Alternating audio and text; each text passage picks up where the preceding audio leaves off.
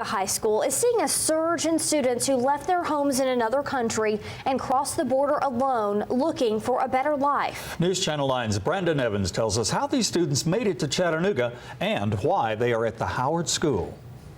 Federal law requires the government to feed, shelter, and provide medical care for children who cross the border without a parent or guardian. Often, the Office of Refugee Resettlement says while they wait on immigration proceedings, these teenagers and children end up with family members who are already in the U.S. For some, they make this journey alone, all in the hopes of an education. My family is my life. Elisa Martinez is one of tens of thousands of teenagers that customs officials say cross over into the U.S. alone each year. Everything is different. Mateo Lopez was just 16 years old when he left Escuintla, Guatemala with his little brother. They protect him because there's some bad people. Both Martinez and Lopez ended up at the Howard School after their dangerous journeys across the border.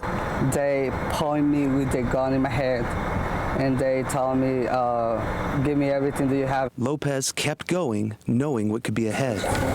The opportunity for an education in the United States. We're getting kids that really want to succeed in their lives. They want to have an education. They want to better their lives. In just 2 years, teachers Andrea Dyer and Ellen Smith say they've seen the number of unaccompanied minors grow from a handful at Howard to about 200. So why do they end up at this school? Hamilton County school officials say they don't track how many unaccompanied minors are in the district, but the ones they do serve, they bus to cluster sites, the 27 schools where they teach English for speakers of other languages. This teacher's compassion for her students led her to adopt 2 of them. We absolutely love our girls, and they're definitely a part of our family now. Meanwhile, Martinez says she made the choice to come alone from Huehuetenango, Guatemala. She's now been at Howard for 2 years. First, my parents told me no, that I was crazy.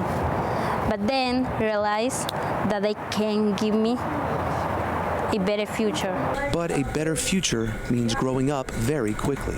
I think almost all of my kids work at night. They come to school from 9 to 4 and they work from 5 to midnight, or sometimes midnight to 8 in the morning. In June, Dyer and Smith went to Guatemala and met some of their students' parents. We had grown men, grown women just cry and ask us when their children were coming home, when can they come home. But ultimately, Smith says these family members allowed their kids to leave, a sacrifice with hopes for a better life. Even if they went back to Guatemala and lived in Guatemala again, they have an education in the United States. But is living in the land of opportunity worth the treacherous journey? If you had to make that journey and had to do it again, would you do it?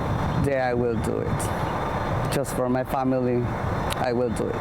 The teachers at Howard tell me they're getting new students each week, and the surge is so large, the school could be looking at expansion just for this group of students. I'm Brandon Evans, News Channel 9. And according to the Office of Refugee Resettlement, the Obama administration has released more than 128,000 unaccompanied minors into the U.S. in the last 3 years.